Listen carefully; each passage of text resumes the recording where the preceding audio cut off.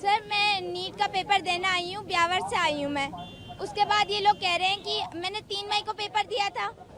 अब मैंने तब भी इसी हालत में दिया था जिस हालत में मैं खड़ी हूँ। मैंने बुर्का पहना, मैंने दुपट्टा पहना।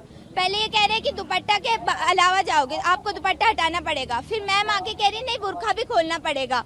अगर एनटीए ने हमें अलाउ किया है तो ये लोग हमें नहीं रोक सकते। एनटीए पेपर कंडक्ट करा रहा है, वो रूल बताएगा। एनटीए ने कहा है आप रिलीजियस अटायर पहन कर आए, आप चेकिंग करवाएं, आपको जाने दिया जाएगा। तो ये कैसे रोक सकते हैं? फिर ये कह रहे हैं कि हमारे कुछ रूल है, हमें अलाउ नहीं किया। ऐसे कैसे अलाउ नहीं किया? आप एनटीए के अंडर में काम कर रहे हैं, फिर आप कह रहे हैं हमारे रूल है। हम आपके रूल थोड़ी मानेंगे, हम तो एनटीए का पेपर देने आ रहे हैं ना, हम एनटीए का रूल मानेंगे, हम किसी का रूल थोड़ी मानेंगे। फिर ये कह रहे हैं प्रिंसिपल मैम आई है, प्रिंसिपल मैम ने कहा है कि हम अगर खोले तो ठीक अलाउ करो, वरना मत अलाउ करना।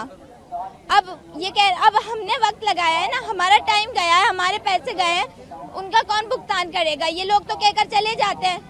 अगर इन लोगों ये कह रहे हैं कि 3 मई को पेपर हुआ था, कुछ हुआ है तभी तो अब आपको ये अलाउ नहीं कर रहे। अरे भाई पेपर लीक करवा रहा है, सिस्टम करवा रहा है, बच्चे नहीं करवा रहे, बच्चे कुछ नहीं लेके आते। सबको पता है बच्चों के पास सिवाय एडमिट कार्ड के और कुछ भी नहीं होता, फोटो के अलावा कुछ नहीं होता, आधार कार्ड के अलावा कुछ नहीं होता। फिर ये कह रहे हैं बच्चे करवा रहे हैं, भाई बच्चे थोड़ी करवा रहे हैं। अगर मैं पेपर दूंगी तो इसके साथ दूंगी, नहीं अगर इन्होंने मुझे अलाउ नहीं किया तो मैं पेपर नहीं दूंगी। और ये मेरी ना मतलब मेरी शिकायत है ये सिस्टम के साथ कि हमारा सिस्टम इतना नीचे गिरा हुआ है कि उन्हें बच्चों के फ्यूचर के साथ खेलना पड़ रहा है।